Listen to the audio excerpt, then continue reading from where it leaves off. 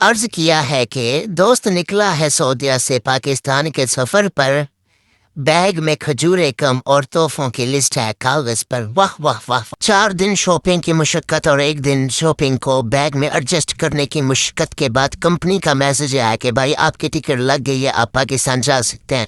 تو بھائی خوشی خوشی گاڑی طرف جاتا ہے اور اپنے بیگ کو تسلی سے ڈگی میں رکھتا ہے اور کہتا ہے بھائی ڈگی کھول، میں نے بیگ رکھنا ہے۔ اور بھائی بعد میں کہتا ہے کہ گاڑی میں ہی چلاؤں گا، تو خوشی ہوتی ہے انسان کی، کہتا ہے کہ گاڑی چلانا، جلدی جلدی ایئرپورٹ پہنچ جاؤں تاکہ میں جلدی جلدی گھر پہنچ جاؤں۔ یہ جلدی جلدی والا معاملہ خراب کرتے کرتے میں نے کہا بھائی مجھے جلدی جلدی بھوک لگی ہے، پہلے مجھے ناشتہ کرواؤ، کیونکہ صبح کا ٹائم تھا اور پتہ نہیں ایئرپورٹ پہ کتنا ٹائم لگنا تھا، کیونکہ ایک ٹوسٹ آپ کو میں بعد میں بتاؤں گا کہ اس وجہ سے میں کہہ رہا ہوں کہ ایئرپورٹ کتنا ٹائم لگے گا۔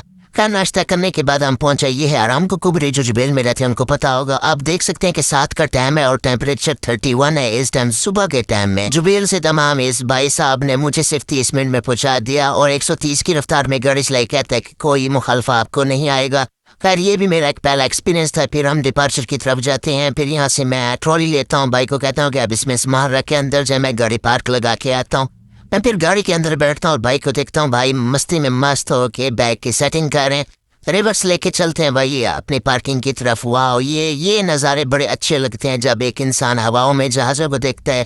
جب اس میں بیٹھ کے ایک پردیس میں جاتا ہے، وہاں پہ کہتے ہیں کہ بھائی مجھے یہ جہاز نہیں چاہیے، مجھے ابھی گھر جانا ہے۔ جن کو گاڑی پارک لگانے کا اندازہ نہیں، میں بتا دیتا ہوں آپ نے کرنا ہے کیا ہے کہ گرین بٹن کو کلک کرنا ہے، آپ کو رسید خود بخود مل جائے، دروازہ بھی کھل جائے گا۔ پھر میں گاڑی کو اندر انسائڈ لے کے جاتا ہوں کہ ایسی جگہ پہ پارک لگانا چاہتا تھا جہاں پہ مجھے واپسی میں کوئی مشکل کا سامنا نہ کرنا پڑے۔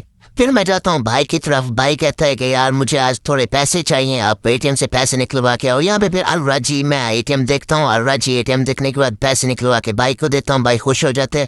پھر ہم انتظار کرنے لگ جاتے اور ٹوسٹ میں آپ کو بتاتا ہوں، ٹوسٹ یہ رہا کہ بھائی کی چھٹی اپروو نہیں ہوئی تھی، ٹکٹ لگ گئی۔ صبح 8 کا ٹائم تھا، خیر بھائی نے کمپنی والوں کو بڑی کال کی، کال کرنے کے بعد کمپنی والوں نے آخرکار اس کی چھٹی اپروو کر دی۔ چھٹی اپروو جیسے ہوئی بھائی کی کال ہے کہ آپ یار چلے جاؤ واپس گھر، جا کے سو جاؤ، سر رات بھی نہیں سوئے۔ پھر میں گھر کی طرف روانہ ہوتا ہوں، پھر ہوئی واپسی کا سین ہے۔ میں آپ کو بتاتا ہوں آپ نے کرنا کیا ہے کہ یہ جو رسید ہوتی ہے، جو QR کوڈ ہوتا ہے، اس کو اسکین کرو۔ اسکین کرنے کے بعد یہ آپ کو پیسے بتائے گا، آپ نے یہاں پہ کارڈ پنچ کرنا ہے، پنچ کرنے کے بعد خود بخود ہی دروازہ کھل جائے گا۔ یہ رہا سمپل اس کا آسان طریقہ، آپ نے اندر کیسے آنا ہے اور باہر کیسے جانا ہے۔ پھر میں اپنے جبیل کی طرف جاتا ہوں، روانہ ہو جاتا ہوں۔